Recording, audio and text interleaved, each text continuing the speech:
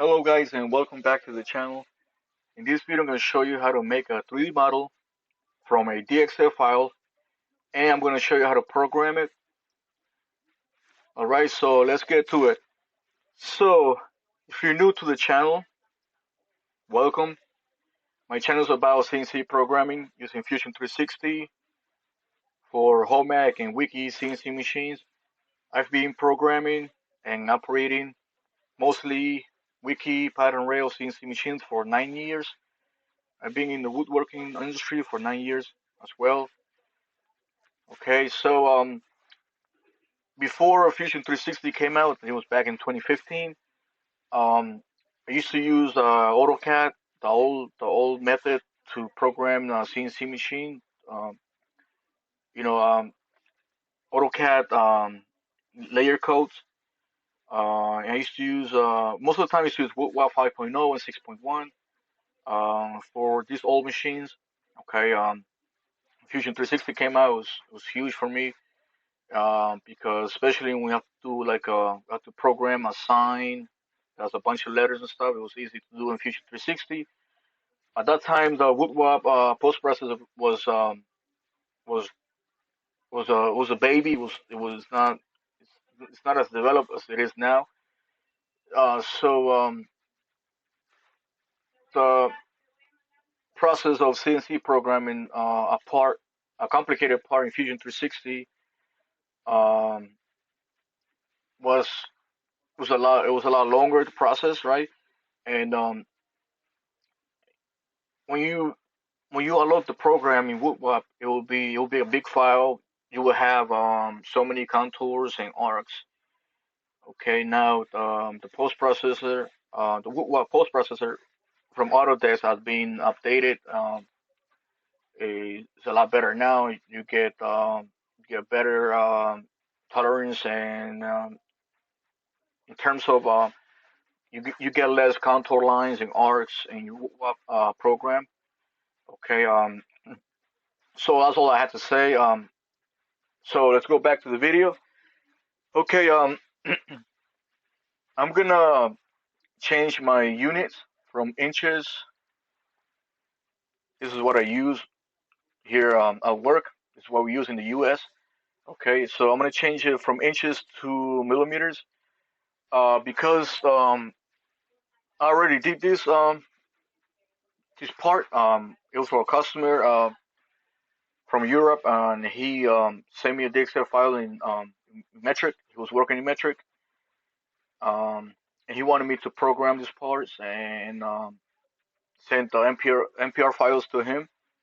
Okay. Okay. So I'm gonna import the DXF file. I'm gonna go up here where it says Insert DXF, and I'm gonna select the bottom plane. And right here where it says Select DXF file, I'm gonna click on the folder, and I'm gonna select this Sending Paper Templates DXF file that the customer sent me about a month ago, and zoom all the way out. So I'm gonna zoom in, and there's the DXF. See, we have a bunch of sketch here, a bunch of sketches. Uh, we have three different layers. So this is what the customer sketch. So the 3D model, both 3D models are gonna look like this. This one right here and this one right there. Okay, this is just sandpaper blocks that he needed um, to sand down the outside radius of this part and the inside radius, as you can see here. Okay. So I only need to extrude this profile and this profile, okay, to create both parts. So I'm gonna uncheck this layer and this layer, and I'm gonna click OK. Next, I'm gonna extrude this profile, but before I do that, I need to know the distance. So I'm gonna measure this line here, which happens to be two separate lines. It's not really a polyline, all right? Excuse me. So I'm gonna hit I on my keyboard, or I'm gonna go up here where it says measure. See that ruler icon? I'm gonna click on that. I'm gonna select this point here and this point there, and the distance happens to be 400 millimeters. I'm gonna close this measure box, and I'm gonna hit I on my keyboard to measure. Oops, sorry. I'm gonna hit E on my keyboard to extrude this profile, and I'm gonna type 400, and I'm gonna change from new body to new component. All right. I'm gonna click OK.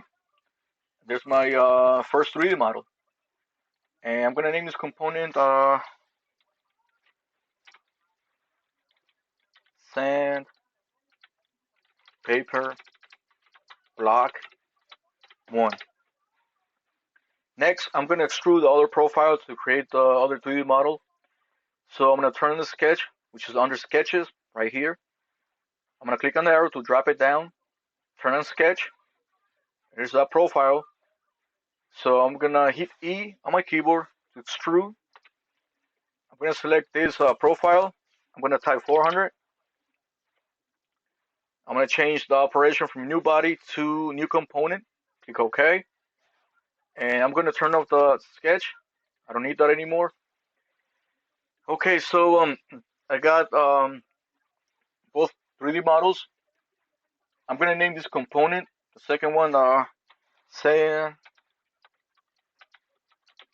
paper block 2. Hit enter. Next, I'm gonna rotate these models 90 degrees because I want this bottom face of this component to be laying flat right here. Okay, so I'm gonna hit M on my keyboard, or I can go up here. See the icon? You select that if you want. I'm gonna window select both components, and I'm gonna grab this wheel right here, drop it down, drag it down a little bit. I'm gonna type 90, and I'm gonna check this box right here where it says capture position. Click OK. And next, I'm gonna move this this component out of the way because it's gonna be easier for me to see the simulation in the manufacturer workspace. So I'm gonna right mouse click, repeat, move copy. Move object is gonna be set to components because this is a component, right? It's not a body or a sketch. I'm gonna select this. I'm gonna snap it right there, the meet point, and I'm gonna grab this arrow, move the part to the right, all the way to the right, right about there. I'm gonna check this box where it says capture position. I'm gonna click OK. Next, I'm gonna go to manufacturer workspace, and I'm gonna create a new setup. I'm gonna go up here where it says setup, and Fusion is selecting both components. That's not what I want. I wanna create a new setup for this guy right here. This is gonna be my first program. So under model, I'm gonna click on nothing, and I'm gonna select this model there. I'm gonna change the UCS, and under Z-axis, I'm gonna click on that where it says nothing, and I'm gonna select this top face. Then I'm gonna select this edge for the Y-axis. See it? And the box point or stock point is gonna be right here. This is a machine origin, which was a Homag CNC machine that the customer had when he ran this parts on his machine. All right. So next tab is gonna be stock. I'm not adding any stock. Post process. I'm gonna name the program block 1. I'm gonna hit tab on my keyboard. It's gonna take me to program comment. I'm gonna type. I'm gonna use 2 different end mills. I'm gonna use a 12 millimeter roughing end mill and 10 millimeter ball end mill for this program. Okay. So I'm gonna type 12 millimeter roughing end mill and 10 millimeter ball end mill. Okay.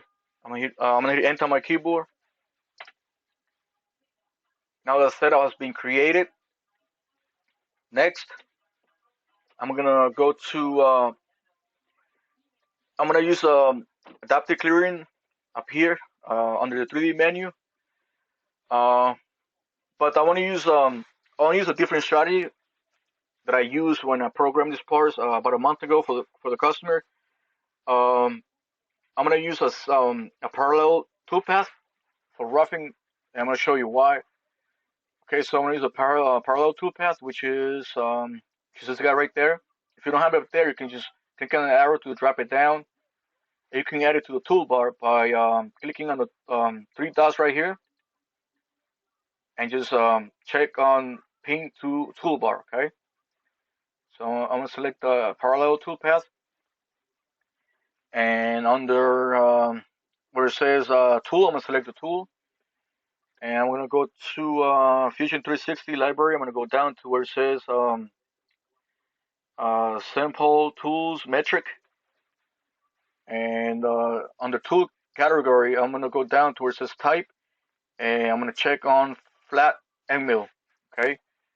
Next, I'm gonna select the 12 millimeter flat end mill for roughing, but I gotta change the tool length. This is too short, so I'm gonna select the tool. I gotta go back to the library. So it's gonna give me the option now to edit the tool. So just right click, edit tool under cutter tab. I'm not gonna change the number of fluids. You can change the number of fluids that you have for the end mill in your machine. Could be two, could be one. All right, whatever. So I'll just leave it like that. Three flutes, and the overall length I'm gonna change that from 26 from 76. Actually, I'll just leave it the way it is. I'm gonna change the length below holder. Let's make this 60, and the shoulder length. I'm gonna hit tab. I'm gonna type 50, and flute length can be 50.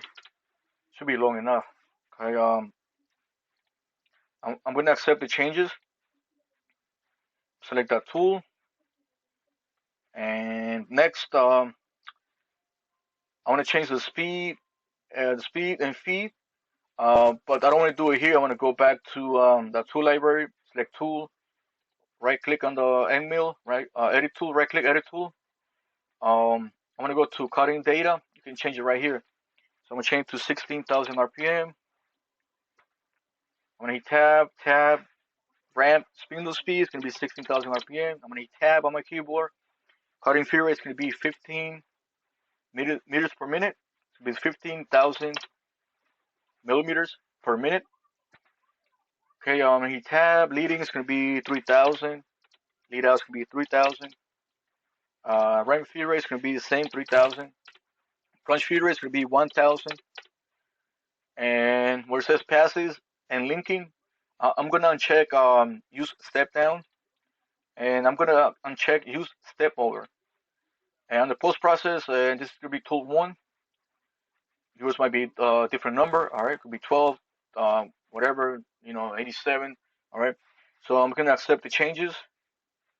And do you want to update the operations to use the new feeds and speeds? Yes.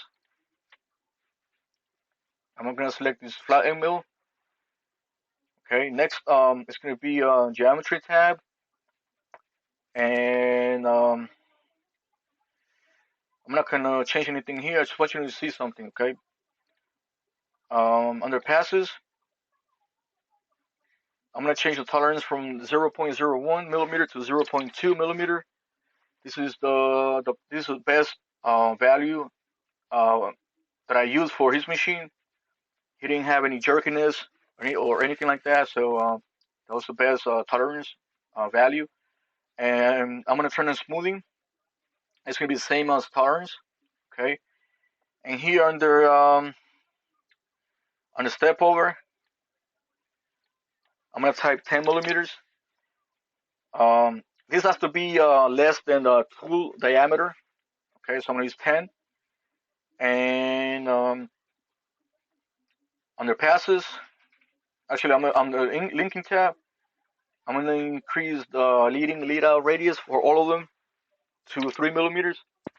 So I'm gonna hit tab 3, tab 3, and I want to keep the tool down. So I'm gonna increase the maximum stay down distance from 50. Let's make this 3,000, and I'm gonna click OK. See what we get. Okay, so it's roughing this top face right here, which is flat, and the same right here. I just want to rough out the material inside where that curve is. Okay, so I'm gonna right click, edit tool. I'm sorry, edit, and under geometry, where it says machining boundary, I'm gonna change from silhouette to selection, and I'm gonna select what I want to machine, right? So I'm gonna select this profile, but see, it's selecting um, this profile from this curve all the way over here, right? This flat face. So I'm gonna have to edit this. So I'm gonna double left click on the selection. It's gonna open a contour, and this edge is already selected for me. See, it's highlighted in blue. So I'm gonna select this edge here, and this one there. Okay, so I got 4 selections. So I'm gonna accept this current contour by clicking on the plus sign. All right. Next tab is gonna be height. I'm not making any changes there. Under passes, the step over is gonna be 10 millimeters. Okay. Yeah, everything's the same. So I'm gonna click OK, and there you have it. Okay. So I'm gonna right click, simulate that toolpath. See, I have a collision. So I'm gonna have to increase. I'm gonna have to increase the lead out radius. So on the linking tab, I'm gonna type. Let's make this 20 millimeters for all of them. Okay. I'm gonna hit enter on my keyboard. Okay. So I'm gonna right click, simulate toolpath. Slow it down a little bit. Okay. So it cut air right there. See, it's cutting too deep. So the tool is gonna break most likely. So I'm gonna have to change. I'm gonna have to add a step over, a step down. Sorry. Go back to it. Right click, edit. Go back to passes, and let me decrease the step over from um 10 to 5. Okay. I'm gonna click OK. I'm gonna right click, simulate toolpath.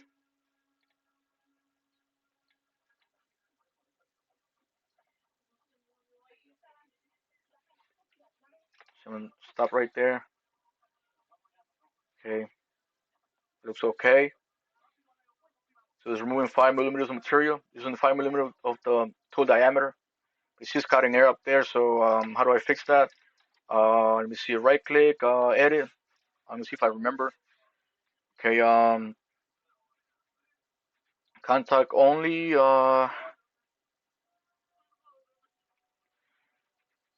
Let me see here where it says contact point boundary. Let me check that. I don't think it's gonna work. Seems like it's gonna work. Let me right click, simulate toolpath, and there you go.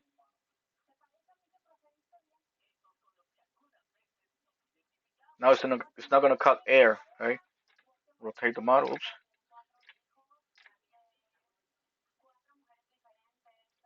This is wood, so this is fine right there. The the anvil is not gonna break. But if you want to be more conservative, you can add a step down if you want. So under passes, you can just check on multiple depths if you want. Okay. If you want, you can change the direction of the toolpath right here. Where it says pass direction, you see, I'm gonna type 90. It's gonna go up and down. It's gonna use the z-axis more than the x-axis. I'm gonna click OK. I'm gonna right click, simulate. When I do it like this, that's fine. Okay. I do it like that. I didn't do it like this because the customer said he was having issues with the Z-axis. Something's wrong with the Z-axis. So he told me to program the part to go from left to right or right to left. So that's why the path direction was set to 0. But we can leave it like that, right? For this video. Okay, so next I'm gonna use the ball end mill to um, to clean up this curve, this inside radius. So I can use a parallel toolpath if I want. But the best strategy that I use on that job was Scallop. Um, I use Scallop because the file size was a lot smaller than parallel toolpath, especially when you have an old machine with low memory. Um, the bigger the file is, the longer it's going to take to load that program on the machine controller, right? Um, Meaning that the program is going to have so many lines of G code, like contour lines and arcs, all right? So I'm going to right click and I'm going to go down to where it says create derive operation. So I'm going to select scallop and I'm going to change the end mill from a flat end mill to ball end mill. I'm gonna go down to Fusion 360 library to sample tools metric, and the type I'm gonna select is ball end mill, and I'm gonna select the 10 millimeter ball end mill, and I'm gonna right click on it, and I can't edit it, so I'm gonna have to select it first and come back to the library. So I'm gonna select where it says tool. It's gonna take me back to that end mill. I'm gonna right click, edit tool. Under cut, I'm gonna increase the length below holder to 60, shoulder length 50, oops, 50, and fluke length 50.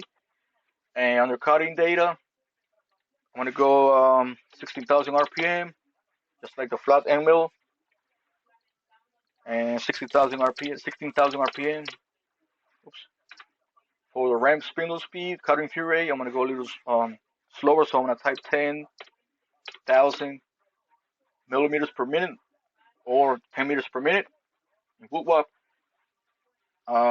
The leading is gonna be 3,000, just like the roughing flat end mill. The lead out is gonna be the same, 3,000. Ramp is gonna be 3,000, and plunge feed rate 1,000. Okay. I was just hitting tab to go to the next selection. Okay. Um, Passes and linking. I'm gonna uncheck use step down. I'm gonna uncheck use step over. Okay, and where it says coolant, I'm gonna change to disabled. The machine doesn't have any coolant. It's a machine for woodworking. And post process tool number is gonna be number 2. I'm gonna select it. Yes. I'm gonna select the bowling mill. I'm gonna click OK. See what we get. All right, I get that, but see the step over is it's too big. It's gonna leave some material right here in between. So I want to make this step over smaller. Let's make this right click edit. We go to pass. I'm gonna change from 10 to 2 millimeters. I'm gonna hit enter on my keyboard. Okay. Now I'm gonna have a cleaner surface. So I'm gonna right click, simulate. I'm gonna play it.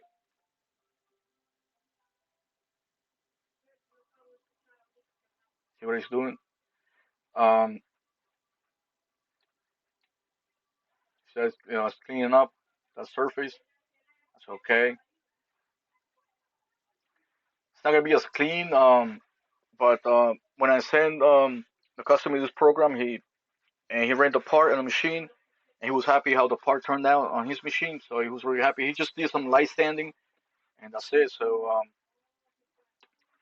I can decrease the step over to 1 millimeter, but it's gonna make this file bigger, and the machining time is gonna be a lot longer. So what else can we change? Uh, See, you can change the direction here. both ways if you want. Up down milling, I got both. All right. When using the scallop toolpath, you cannot change the direction compared to the parallel toolpath. You cannot change it. I don't see it here. Okay, on the linking tab, okay, everything is good here. I'm gonna click OK. If you want to use the parallel toolpath, totally fine. I think it's gonna give me a bigger file size. Let me check. So I'm gonna right click and I'm gonna go down to where it says create the right operation, 3D milling, and I'm gonna select parallel. It's gonna keep everything the same selection, same parameters, same bolt end mill. But I'm gonna make one change before I click OK. I'm gonna go to passes, and under pass direction over here, I'm gonna type 90. I'm gonna hit enter. Now it's gonna go this direction. See it? It's gonna go down like this, down, machine, and up. It can go up and down like this. It's gonna use the z-axis a lot, so that's not what the customer wanted. But if you don't have any issues with the z-axis, you can use this toolpath. That's totally fine. Okay, so I stay with the scallop toolpath. Let's check the file size. Okay, see it's bigger on the parallel, so the program the programs will be bigger, obviously, and it's gonna take longer to load, right? Um, so I'm not gonna use the parallel right now, but you can use this, okay? You can use I think morph, yeah, morph spiral. You can use radial. I think you can use ramp, all right? But these are the best ones that I use right here, okay?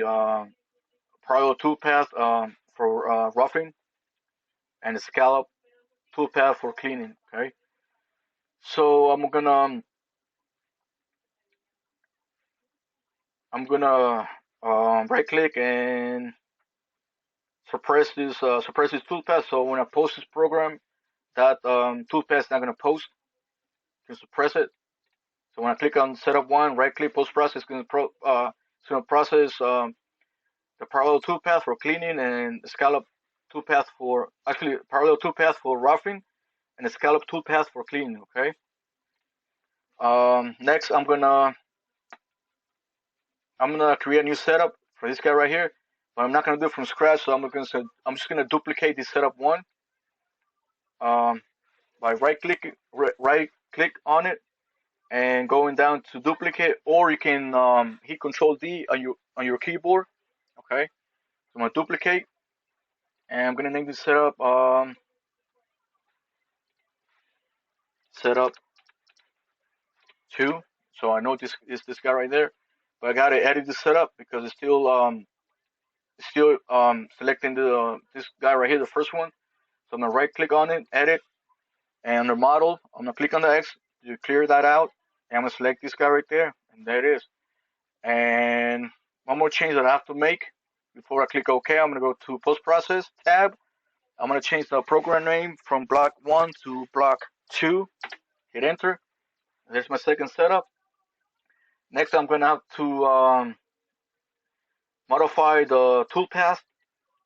So by clicking on the arrows, so to drop it down, I'm gonna select the parallel toolpath, right click, edit, and under geometry, I'm gonna click on the X to clear that out. And I just want to rough this curve face right here. Okay. So I'm gonna do the same thing that I did with setup one. I'm gonna select this profile, and I'm gonna double left click on it to open that contour. And this edge is already selected for me because it's highlighting blue. I'll select this edge, this edge, and rotate the model.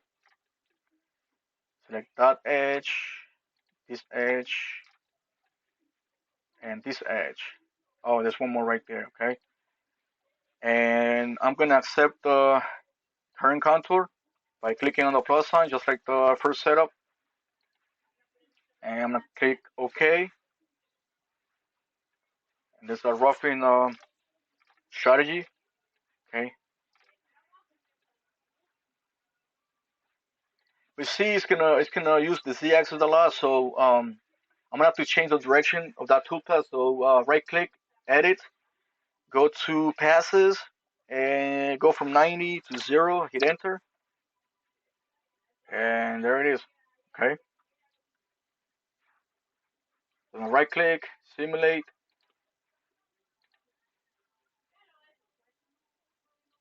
Okay. That top curve face has been roughed. So I'm gonna close this simulation, and I'm gonna go to Scallop. Right click, edit, and selection. I'm gonna check on the X to clear that out, and I'm gonna select, or I can do this, so I don't have to do select those edges again. So I'm gonna do this. So I'm gonna delete that toolpath, that Scallop toolpath, by clicking delete on your keyboard, and I'm gonna create the derive operation from the parallel toolpath. Right click, create derive operation, 3D milling, Scallop, and it has everything selected. So it's gonna be machine with the ball end mill, but I have to change the end mill. See, from I gotta use the 10 millimeter ball end mill. Okay, so I have to make that change. So I'm gonna select that tool. It should be right here. There's that guy. I'm gonna select it, and I'm gonna click OK. Okay, and there it is.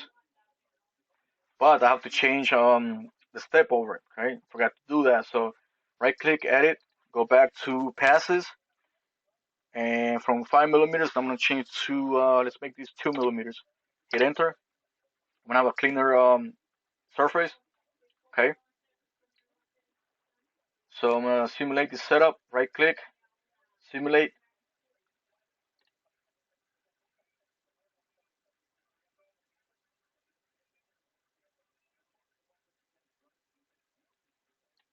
Slow down a bit so you can see it. Okay, this is looking nice. Okay, so next I'm gonna post process both programs, and then I'm gonna open them up in Woodwop. All right. But before that, let me show you the 3D adaptive clearing on setup one. So I'm gonna right click on parallel toolpath, and I'm gonna create the rev operation 3D milling. I'm gonna select the first one, which is adaptive clearing. I'm gonna click OK, see what I get. See, I have a lot of retraction going on, all right? And the file size can be huge. Not huge, but it's gonna be bigger than the parallel toolpath. Okay, I can bring this down, the file size down. So I'm gonna right click, edit, and under passes, stack to leave, I'm gonna check that. I'm gonna change the smoothing from 0.02 millimeters to 0.2 millimeters. Uh, what else? Under geometry, I'm gonna check rest machining, linking tab. What else? I'm gonna increase the under ramp type. It's gonna be helix. I'm gonna increase the ramping angle to 15 degrees. So let me enter, see what I get. See, now it's a smaller file. See it? Still gonna have some retraction, right? Let's check the parallel. No retraction. It's gonna enter right here. See that? Enter right there. It's gonna go up and down, up and down. So it should be getting one macro in Woodwop. I'm not mistaken. Okay, so you can use this if you want, but again, you get a better program, a lighter program, less contours, less arcs in Woodwop. Especially you're running an old version of Woodwop, like 5.0, 4.5. I think even 6.1. I'm not sure about the new ones. I never used the newest one.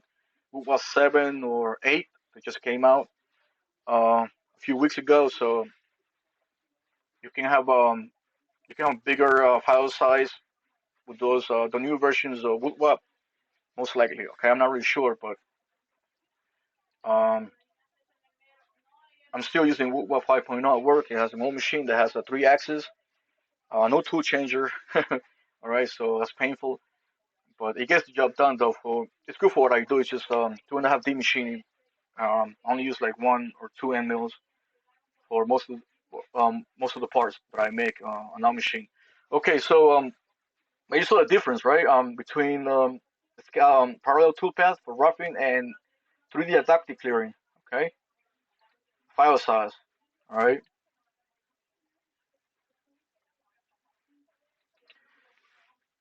So I'm gonna post this program, setup one, and then setup two. But let me right click and let me suppress this toolpath. I don't want that toolpath to be posted, so I'm gonna say yes. So I'm gonna select setup one, right click, post process, and everything is good here. So I'm gonna click on post, or I can hit enter on my keyboard. When I hit enter on my keyboard, that is setup one or block one program. The next one is setup two, and the NC code successfully posted. So this is good. All right. Um, I'm gonna post this setup two program. Right click, post process. Sometimes you're gonna have the NC file. The editor is gonna open up after you post the program. It's gonna be checked right here. So you don't even see that. You can uncheck it if you want. Okay. In this case, this is how I have it. It's unchecked. Okay. I don't want to see the editor popping up all the time when I post a program. Okay. So I'm gonna post this program. Click post, and let's go to Woodwop, which I have open, and let's get these programs here. File, open, and I want to do block one because that was the first program. If the file was a lot bigger, it would take me longer time to display the program here on the right side where it says preview. See this box? So this program is really light. All right. Oops. Block one. Open. Give it some time to load up. Okay. This Woodwop 5.0 is really old. Okay, so it's a program, so you have 2 macros. One for roughing and one for cleaning. That's great. Okay. The less macros you have, the easier it is to edit the macros, like changing the feed and speed, right? Or even the tool number. Okay, that's block one program. That looks good. Let's open up block two program. And there it is. I get 2 macros. All right, routing macros. All right, roughing macro. Okay, that's tool number one. And tool number two is the 10 millimeter ball end mill. Okay, guys. So you have an old machine running old versions of Woodwop, and you want to do a 3D part. You're gonna program 3D part. I mean, you can use Fusion 360. It's easy to use. It's cheaper. Um, I know there are different CAD/CAM softwares out there to they have the Woodwop post processor. Like I think Vectric is one of them. Alpha Cam. But I heard the Alpha Cam is really complicated to use, and I've never used it to be honest. So um, you can use Inventor. Inventor is the same as really similar to Fusion 360. I have Inventor. I use Inventor to program my Wiki CNC machine at work, so it works best. But guys, this is it, guys. If you guys enjoyed this video and found it helpful, don't forget to like, comment, subscribe. Um, if you're new to the channel, like I said, I think I mentioned that before in the beginning of the video. Um, I do use Fusion 360 CNC to program Homag and Weeke CNC machines for the woodworking industry. I've been doing this for 9 years, using both AutoCAD to program, using layer codes and Fusion 360 when it came out back in 2015, I think it is, or 2016. You guys are new to the channel, welcome. Um, but that's what my channel is all about, CNC programming. I'm gonna be designing some cabinets as well. All right. I'm gonna make more videos on importing DSF files for CNC programming, like 2.5D, 3-axis, 5-axis.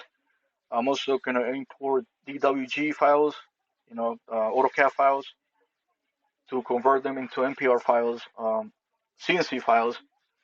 Okay, I'm gonna do a video on 4-axis. Let's say you have a 4-axis CNC machine, right? You're gonna do like let's say like horizontal pocketing, or um, side milling, whatever you got, 4-axis milling.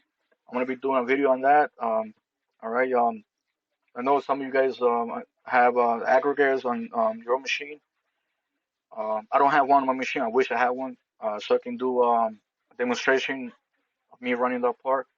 Um, I don't have a bowling mill at work. Again, I do a lot of 2.5D machining. Um, so I got so many flat end mills there. I do have a core box end mill, which is 12 millimeters, has a 6 millimeter radius. Um, I'm gonna use that to make it like a 3D part like this, but I'm gonna make it smaller. It's not gonna be 70 millimeters thick. It's gonna be less, maybe like 100. Sorry, like 50 millimeters uh, in thickness. And I'll try to make this part on that machine using that core box end mill. Um, Hopefully, I'll get some ball end mills in the future. I already asked the boss to get me some, so he said he will. Um, all right, so because before that I had a job that had a job that were just doors with a finger pull, and had like a curve surface, like radius. So I didn't have a ball end mill there, so I had to use the core box end mill. The radius came out nice. It wasn't that perfect. I didn't get a perfect radius, but who cares? The customer's not gonna measure that. As long as you get the right finger pull there, the customer's gonna be happy, right? All right, so guys, that's it for this video, and I'm gonna catch you in the next one. Peace.